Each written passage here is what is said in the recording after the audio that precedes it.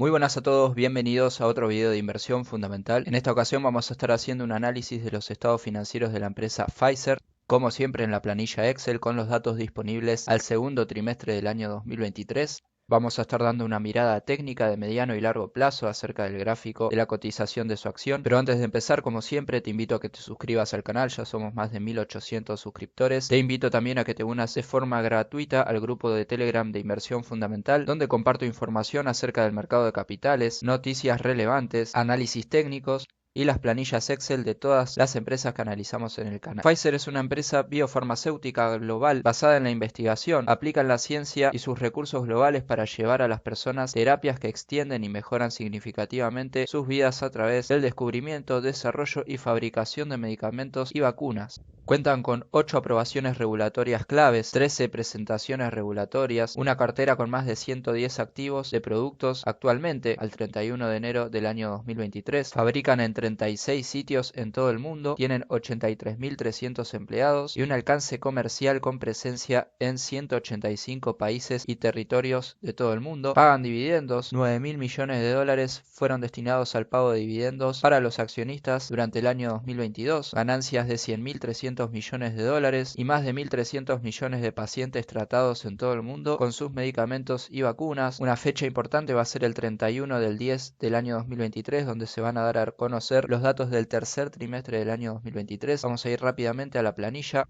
y arrancamos como siempre con la posición de liquidez, que al segundo trimestre del año 2023 fue de 2,12. Esto quiere decir que por cada dólar de pasivo corriente la empresa tiene en su activo de corto plazo 2 dólares para responder. Es un ratio bastante alto, mucho más alto que datos anteriores, lo cual es una buena posición de liquidez. Si analizamos la liquidez ácida, en la que a la cuenta le quitamos el inventario, ya que es lo menos líquido dentro del activo corriente, la cuenta no varía mucho, da 1,8 para el segundo trimestre del año 2023, lo cual sigue denotando una muy buena posición de liquidez. En general para la empresa se mueve por encima del valor 1 en los últimos años y ni hablar en los últimos trimestres, que ha sabido incrementarla bastante. El margen de maniobra, el fondo de maniobra que surge de restarle al activo de corto plazo los pasivos de corto plazo, da un margen de maniobra para el segundo trimestre de 38.700 millones de dólares, muy alto. Es una muy buena posición de liquidez en general para la empresa. En cuanto a la solvencia, o sea la proporción de activo con respecto al pasivo, 1,82 el último ratio, el último resultado, 1,95 para el año 2022, en general creciente desde el año 2019, estable desde los últimos 4 trimestres. Esto quiere decir, recordemos que por cada dólar de pasivo la empresa tiene 1,82 en su activo total. El ratio de endeudamiento,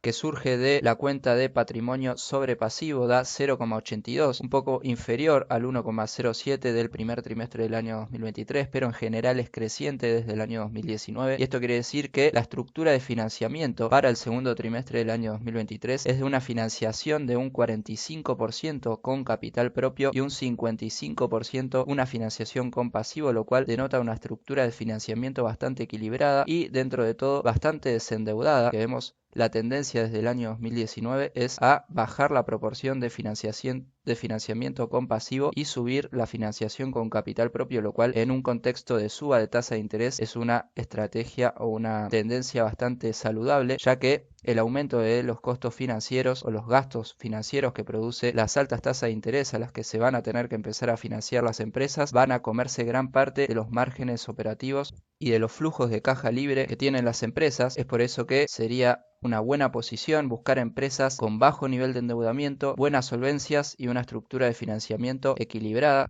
La cobertura de intereses en los últimos datos trimestrales, si bien va a la baja con respecto al resultado de EBITDA, del año 2019 al año 2022 fue creciente. Por cada dólar de gasto financiero en el año 2022 generó un resultado de EBITDA 35 veces mayor. La estimación es bastante a la baja para el año 2023 si replicamos el último dato, que fue bastante negativo, al segundo trimestre del año 2023. Algo parecido pasa con el flujo de efectivo por actividades operativas, o sea la cobertura de gastos financieros con el flujo de caja libre por actividades operativas. La estimación da bastante baja, ya que en el último trimestre tuvo un flujo de efectivo por actividades operativas negativo en 1.200 millones de dólares, donde el primer trimestre fue de 1.200 millones positivo, haciendo una replicación más o menos. Es muy probable que al finalizar el año 2023 tengamos una baja considerable con respecto al año 2021 y 2022, que en términos de resultados y flujo de caja fueron muy positivos, producto obviamente de la situación pandémica y de los resultados extraordinarios obtenidos gracias a la vacuna y los tratamientos contra el virus. En términos de inmovilización del activo,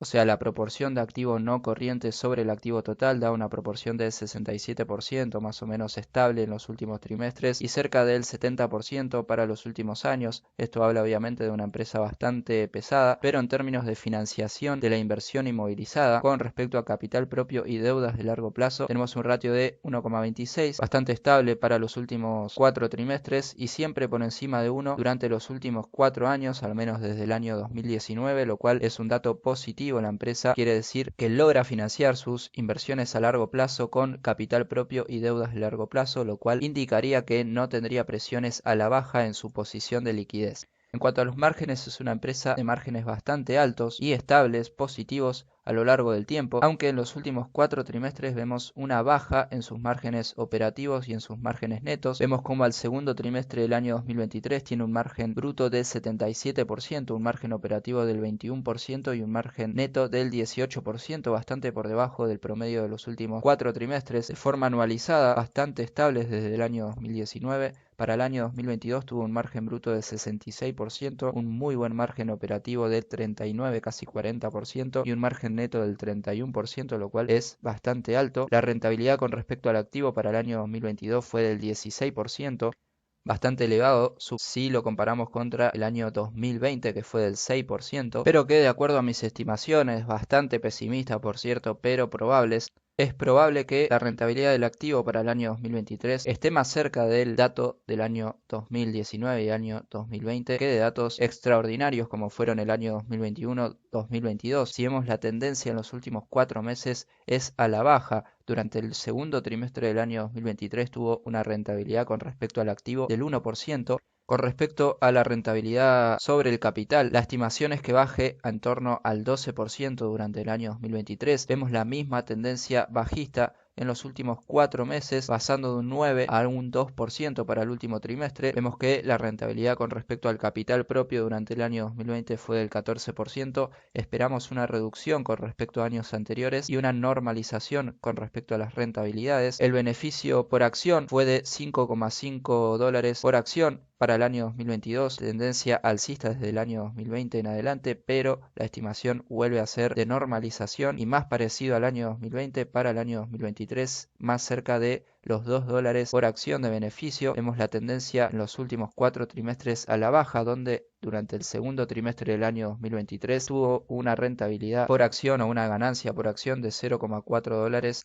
En cuanto a los ratios de valoración, vemos el PER y lo comparamos contra el promedio de mercado, que en este momento para el S&P 500 ronda un PER de 22,8 aproximadamente. En el caso de Pfizer se encuentra bastante por debajo del promedio de mercado, lo cual puede denotar cierta subvaloración para la acción de la empresa. Pero para verlo con una perspectiva de mayor largo plazo, tenemos acá en la parte superior en el gráfico de arriba el precio de la acción, tenemos los beneficios por acción en el gráfico del medio y en el gráfico de abajo tenemos el PER desde el año 2009 en adelante y vemos que en términos generales tenemos un PER actual bastante por debajo, cerca de mínimos y bastante cerca de los promedios diría yo, lo cual puede empezar a indicar que es un momento cíclico para la empresa bastante atractivo si se piensa invertir a largo plazo. En términos de beneficios por acción estamos algo por encima del promedio, que se sitúa en torno al beneficio por acción de $2 anuales, que de acuerdo a mis estimaciones para el año 2023 va a tender a normalizarse y acercarse más a esta cifra, algo que también está viendo el mercado, ya que el PER está ajustando a la baja desde el año 2021 en adelante. Si vemos el pago de dividendos es creciente a lo largo del tiempo con algunas excepciones y momentos clave como por ejemplo durante el año 2008-2009 donde el pago de dividendos fue a la baja pasando de $0,69 por acción de pago de dividendos a 0,37 para el año 2010 y de ahí aumentos constantes en el pago de dividendos con años extraordinarios. durante 2020-2021 y una normalización durante el año 2023. En cuanto al rendimiento del dividendo anual, vemos una tendencia alcista para los últimos datos. En los últimos momentos, hoy el dividendo está teniendo un retorno sobre el capital de alrededor del 5%. Vemos que en los momentos donde fue más atractivo se produjeron durante bajas de mercado importantes, como por ejemplo durante el año 2020 y durante el año 2008, donde los precios y la baja en los precios en general de la acción hicieron que el rendimiento por dividendo sea realmente alto, demostrando así que fueron momentos de compra, ya que durante el año 2009-2008 la empresa rindió por pago de dividendos alrededor de un 7 al 8% y durante el año 2020 cerca de un 9%, lo cual es bastante alto y por encima del promedio. Hoy en día también nos encontramos por encima del promedio de rendimiento con respecto al pago de dividendos para la empresa Pfizer, que se encuentra por encima del promedio de los últimos 20 años aproximadamente, lo cual vuelve a indicar posible zona de compra y una atractividad en el rendimiento de la empresa. Otro ratio de valoración es el cálculo V/EBITDA, que también es a la baja desde el año 2020 en adelante. La capitalización dividido ingresos anuales también ajusta a la baja y está bastante cerca de los promedios del S&P 500. Acá en este gráfico les muestro una relación, como les vengo mostrando en anteriores análisis con empresas que pagan dividendos. Es la relación del rendimiento anual del dividendo que paga la empresa en color azul, el rendimiento del bono estadounidense a un año y el rendimiento promedio en color amarillo del dividendo que paga el S&P 500. Vamos a limpiar el gráfico y vamos a poner solamente el rendimiento anual del dividendo que paga la empresa Pfizer comparando al rendimiento anual que paga el bono norteamericano, y vamos a limpiar el crecimiento del PBI norteamericano y el rendimiento anual del dividendo del S&P 500 y vemos cruces en momentos clave, donde en los momentos previos a una baja en los precios generales de la bolsa fue cuando se produjo un cruce en la curva de rendimientos, donde el bono norteamericano pasó a rendir más que el pago de dividendos de ciertas empresas, en este caso Pfizer. En el año 2007-2008 rindió menos por pago de dividendos que el bono norteamericano y luego durante el año 2008-2009 hubo fuertes bajas de mercado y en la bolsa en general. Hoy está pasando algo parecido. El rendimiento del bono norteamericano, que se sitúa en torno al 4,5% anual, está por encima del rendimiento por pago de dividendos para la empresa Pfizer. Es un cruce bastante importante que suele preceder a momentos bajistas para la bolsa. Si comparamos el pago de dividendos y el rendimiento por pago de dividendos de la empresa Pfizer con el promedio de mercado de S&P 500, vemos que desde el año 2012 en adelante está por encima del promedio del S&P 500, lo cual es muy positivo. Tenemos acá algunos datos que ya mencionamos, que sumamos a la planilla Excel. También tenemos acá algunos lanzamientos nuevos y esperados, donde dicen que las contribuciones a los ingresos comenzarán en gran medida en el segundo semestre del año 2023 y el año 2024. Estos son muchos de los lanzamientos que están pronto a la aprobación y su salida a mercado.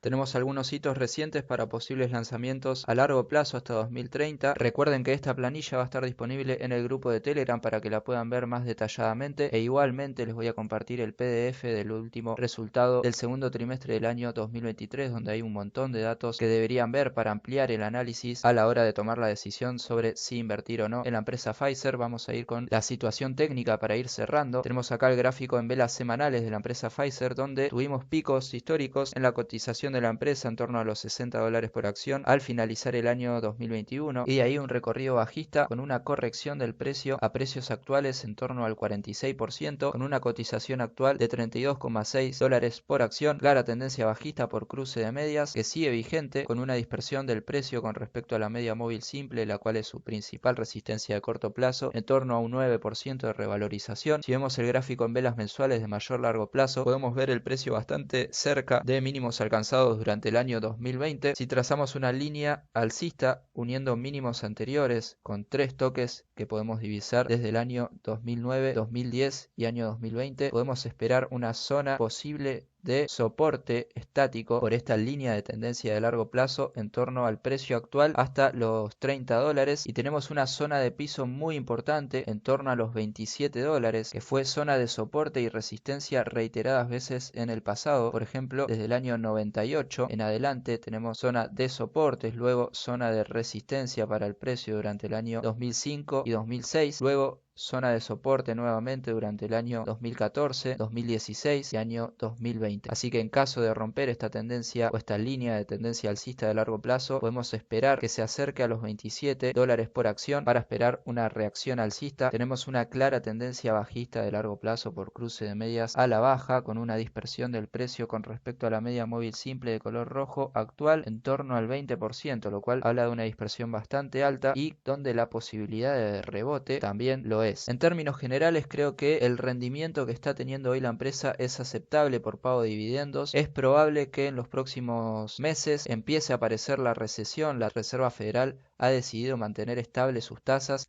La última vez que se dio un cruce de este estilo en el mercado, donde el rendimiento del bono norteamericano a un año rinde por encima del mercado por pago de dividendos y este tipo de empresas también, fue lo que precedió a bajas importantes en la actividad económica y también bajas importantes en las tasas de interés. Estamos a un PER histórico bastante bajo y dentro de los promedios, que si bien puede estar un poco más bajo, por ejemplo durante el año 2013 tuvo un PER de 5, creo que ya son precios de entrada a largo plazo. Tenemos en términos generales una empresa con una posición de liquidez muy holgada. La empresa puede hacer frente tranquilamente a sus pasivos de corto plazo con su caja y con sus activos de corto plazo. Un fondo de maniobra muy positivo en 38.000 millones, solvencia bastante alta, una estructura de financiamiento equilibrada con bastante independencia del pasivo y una tendencia a financiación con capital propio bastante buena. Y si bien puede que se vengan años complicados donde esperamos que los beneficios por acción, los márgenes y los flujos de caja sean bajos con respecto a años extraordinarios como pudieron ser el año 2021 y el año 2022, creemos que los precios actuales son precios de compra. Si vemos también el rendimiento anual por pago de dividendos está por encima del promedio y solamente se pudieron conseguir mayores rendimientos en épocas de bajas importantes en el mercado, así que es momento seguramente de comprar este tipo de empresas, sobre todo cuando tienen una buena posición de solvencia y liquidez para hacer frente a momentos complicados. Espero que te haya gustado, eso fue todo. Puedes decirme qué pensás en los comentarios. Un saludo y hasta la próxima.